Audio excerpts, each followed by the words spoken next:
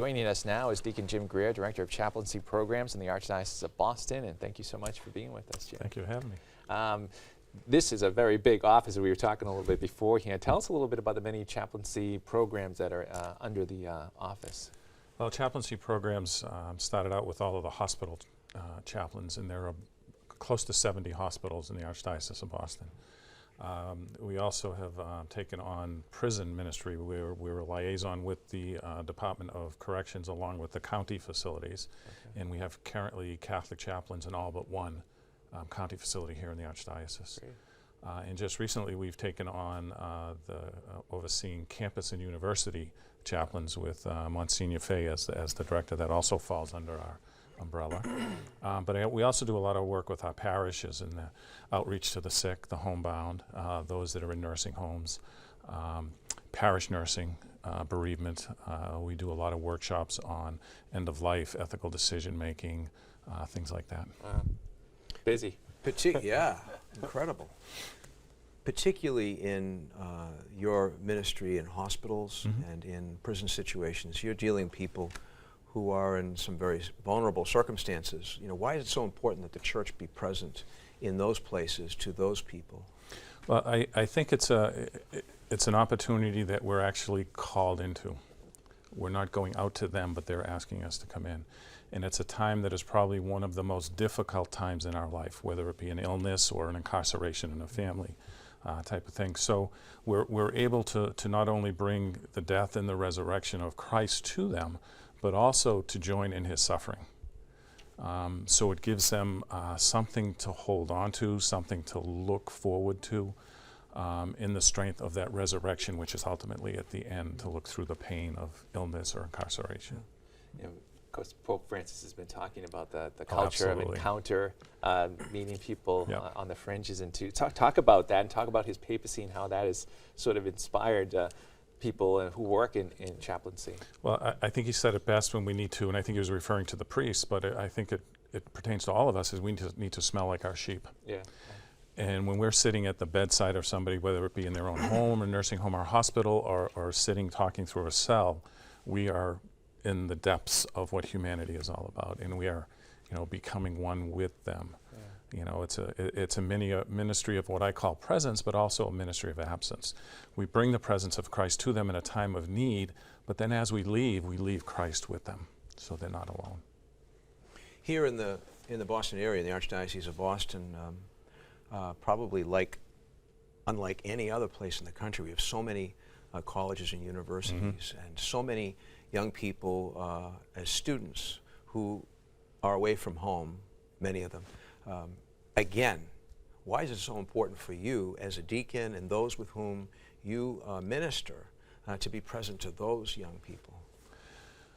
I think as people move away from home or as they get into those young adult years, there's a lot of questions that are being asked.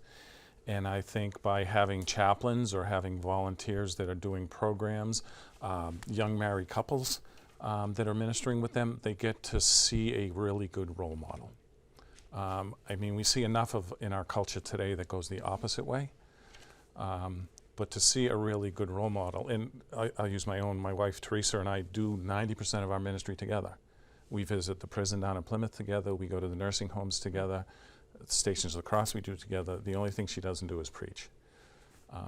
But she's there to help on all the baptisms. But I think it's that strong Christian role model that we can bring out to people. Almost seeing if they will ask the question, why are you so happy? What do you have? I want that. It must be tremendously satisfying for you and your wife too as a deacon, because the diaconate is all about service. And I mean, I can't imagine a deacon being more of service to people than you and Teresa. Yeah. And it's great because Teresa works as a volunteer coordinator down in the Council on Aging in Plymouth. So she has this gift of working with the elderly. So when we go in together, she walks right in and starts to talk when we're dealing with the elderly. Okay. And it's funny, when it becomes prayer time, then I turn around and take over right there. But we work so well together as a couple, where two of us in the sacrament of marriage have actually become one. That's great. I'm sure with all the many programs that you have underneath you in the office too, you are always encouraging people to sort of think about the possibility of either becoming a chaplain or training, or talk about that and ways in which someone might, if they're sort of discerning this, would go about. Well, I think it's, when you talk about chaplaincy, that's a very unique niche. And I think what we need to do is talk at it a little bit more broader. As our baptism, you know, we're baptized priest, prophet, and king. We're meant to be disciples. And what we're trying to set up through the office is a way to be disciples from womb to tomb. How do we minister to the woman who has a miscarriage? How do we minister to somebody that has a child that has a handicap, autism, things like that? And then toward the end of life. So I think there's many layers of it to get to chaplaincy. I don't think you just turn a switch and it's, oh, I want to be a chaplain. Yeah. But I think it's this discipleship, you know, and it fits perfectly into disciples and mission because that's what we do. I mean, that's the basis of all of this pastoral visitation. On my way down to the living room here today, I happened to pick up a copy of The Pilot, America's oldest Catholic newspaper, thebostonpilot.com. The cover story is about assisted suicide, which is coming around again here in Massachusetts, and we need to do a lot of education on this, Jim. Yes, absolutely. When it was on the ballot, we went out and we did a lot of work in the parishes on what assisted suicide really is and how the dignity of the human person does not change from conception to natural death. But what amazed me is how many people that I talked to thought that assisted suicide was in fact dignified because of the branding of the other side, saying that it's my choice. It's not. We're stewards of our body, and you know, God owns us, if you will. But they thought it was a dignified death. But the more we talked to them about what dignity really is, they came back and they understood that assisted suicide is the wrong thing to do. Mm-hmm. And we're looking at it now. We do suicide prevention programs where we're going out to our parishes. Suicide right now, there are twice as many suicides as there are homicides. We hear about the homicides, we don't hear about the suicides. So we need to open up the conversation about what a suicide is. And I think when we talk about suicide, especially among the youth, it's bad and people look at it and they're horrified. Well, assisted suicide should be looked at the same way because it is suicide. Yeah. There's so many things going on in your office. How will people find out more about what's going on? BostonCatholic.org.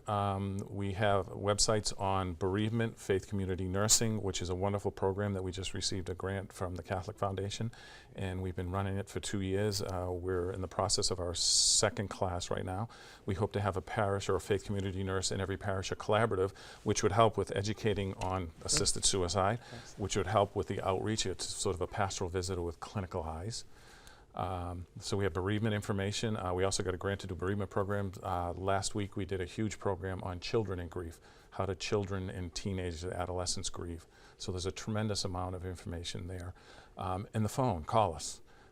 My philosophy is our job is to help the parishes to do their job. So whatever we can do in any of these ministries, we'll do it to make it happen. Excellent. Thank you so much for being with us. Thanks, Jim. Thank you.